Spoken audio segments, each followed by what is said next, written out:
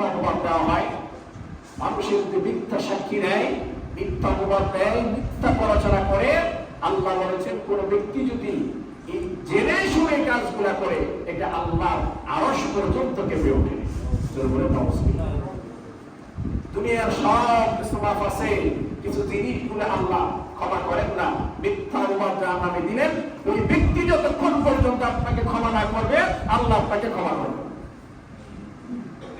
মুসলমান, আমরা যে আমল করি, যে আখলাক করি, যে কিছু করি, এই স্বল্প আমলে যদি আল্লাহ আমাদেরকে তোড়াইয়া না দেন, টান দিয়া উঠাই না নেন, আল্লাহুম্মা হাসিবুনি হিসাবাই ইয়াসীরা, এটা যদি না করে, তাহলে আমরা যে ছোট্ট আমল করি, এই আমল দিয়ে জান্নাত তো দূরের কথা, জান্নাতের গ্রাম পাওয়া সম্ভব।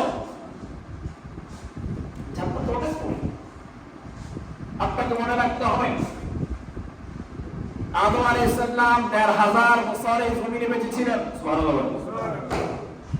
আমি আপনি কয়দিন বাঁচি? ৬০ বছর, ৭০ বছর হয়ে গেলে, ৮০ বছর হয়ে গেলে বোঝা যায় এই দুনিয়ার সময়টা খুব বেশি হয়ে গেছে।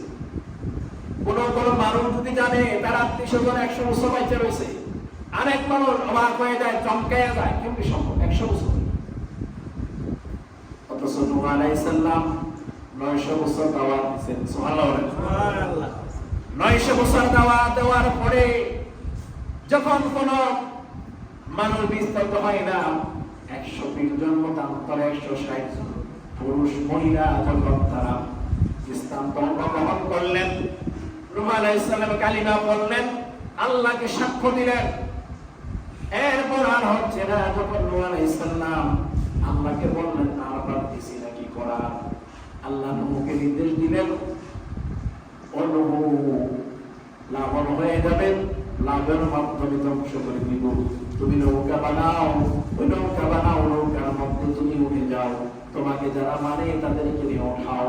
শুধু তাই নয়, এক একটা করে জিজ্ঞা নেওয়া বস্তু থেকে শুরু করে সমস্ত কিছু উঠাই নাও, তোমার নৌকার মধ্যে উঠাই নাও। এরপরে যখন ওঠানো শুরু করলো, আর বললো, আল্লাহ আমি মানুষগুলো উঠাই নিতে পারবো, পাশাপাশি আমার আশেপাশে যত প্রাণী আছে এদেরকে আমি ওঠাবো, কিন্তু হিংস্র প্রাণী থেকে শুরু করে ১৮,০০০ মাখলুকার মধ্যে এতগুলো মাখলুক আমি কিভাবে আমার তৈরির মধ্যে ওঠাবো? আল্লাহ রাব্বুল আলামিন নূহ আলাইহিস সালামকে বলেন,